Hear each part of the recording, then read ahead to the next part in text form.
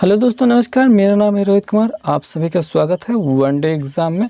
SSC MTS की अगर आप तैयारी कर रहे हैं तो आपके लिए कुछ महत्वपूर्ण गणित के क्वेश्चन लाए हैं जो कि प्रीवियस ईयर क्वेश्चन में पेपर में आ चुके हैं और आगे आने की भी संभावना है। उनसे रिलेटेड कुछ और क्वेश्चन भी हम साथ में ला रहे हैं।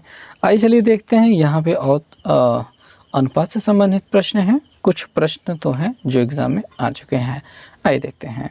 पहला क्वेश्चन है u प्लस वी बराबर 80 है तथा u अनुपाते v बराबर 5:3 है, तो u माइनस वी का मान कितना होगा, ये हमें बताना है।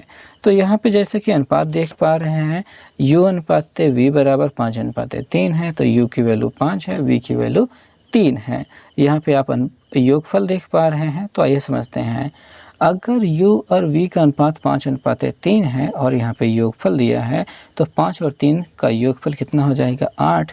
यानी जो 8 अनुपात है उसके बराबर आपका 80 दिया गया है। 8 अनुपात बराबर 80 दिया गया है। और u माइनस वी का बारे में आपसे पूछ रहा है, यानी u बराबर जो 5 है उसमें से v बराबर 3 को अगर घटा दिया जाए, 5 में से 3 घटाएंगे तो आपको 2 अनुपात के बारे में इसमें पूछ रहा है। यानी 8 अनुपात के बराबर 80 दिया गया है, 2 अनुपात के बारे में पूछ रहा है। 2 बराबर कितना होगा ये आपसे पूछ रहा है।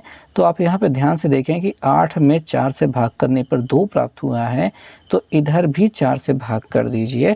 4 से भाग करेंगे, 4 दूनी 8 हो जाएगा, तो 2 मिल जाएगा बराबर 0। या फिर आप ऐसा भी कह सकते थे कि 8 बराबर 80 है, तो 1 बराबर कितना होगा, 10 होगा। और 1 बराबर 10 होगा तो 2 बराबर 20 होना लाजमी है। इस प्रकार से इस प्रश्न का उत्तर ये पहला वाला मिल गया। तो ये प्रश्न इतना आसान है कि आप केवल कुछ अक्षर लिख करके इस प्रश्न का उत्तर दे सकते हैं। उम्मीद करते हैं समझ में आ गया होगा। नेक्स्ट क्वेश्चन की बारी है।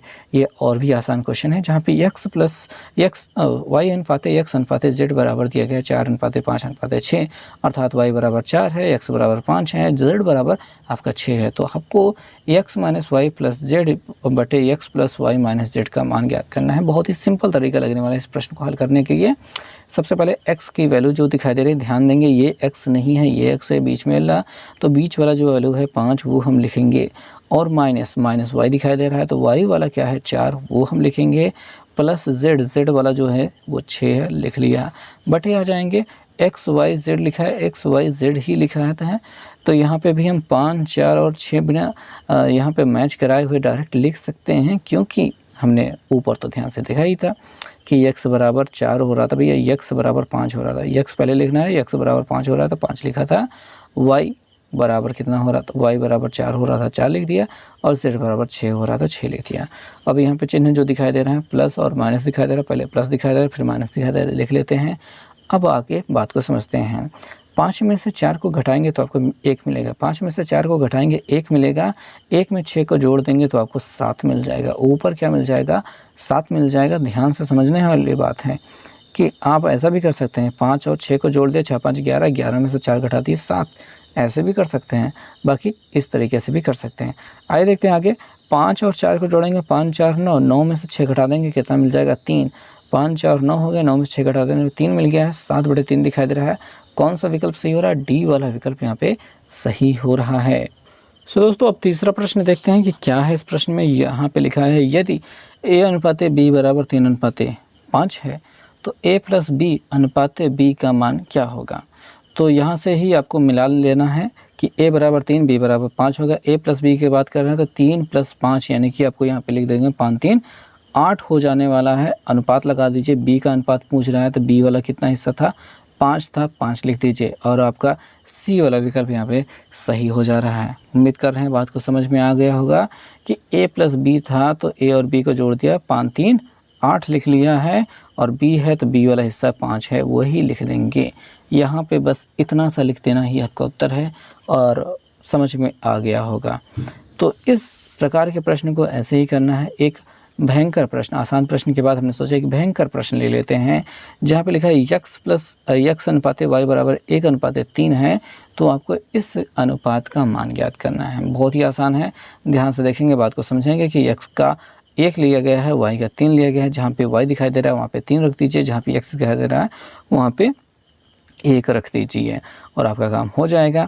सबसे पहले तो हम यहाँ पे 3 लिखते हैं, गुणे लगाते हैं, y का मान कितना है 3, 3 की घाते 2 हो रहा है, प्लस हो रहा है 3 और गुणते x का मान 1 घाते 2 हो जाएगा। अनुपात है, अनुपात लगा देते हैं, तो 2 गुणते y के मान है 3, उसकी घाते 2 हो गई है, -8 गुणते 1 की घाते 2, यहाँ पे कोष्टक लगा देते हैं। 3 की घाते 2, 3 3 का 9 होता है, 9 3 27 यहाँ पे देखने को मिल रहा है, प्लस 1 की घाते 2 बराबर 1 होता है, 1 3 के 3 ही यहाँ पे देखने को मिलेगा। इधर की ओर आ जाते हैं, इधर की ओर आ जाते हैं, 2 की घाते 3 की घाते 2, 3 3 का 9 हो जाएगा और 9 दूनी यहाँ पे 18 हो रहा है, माइनस लगा हुआ है, लगा देते हैं।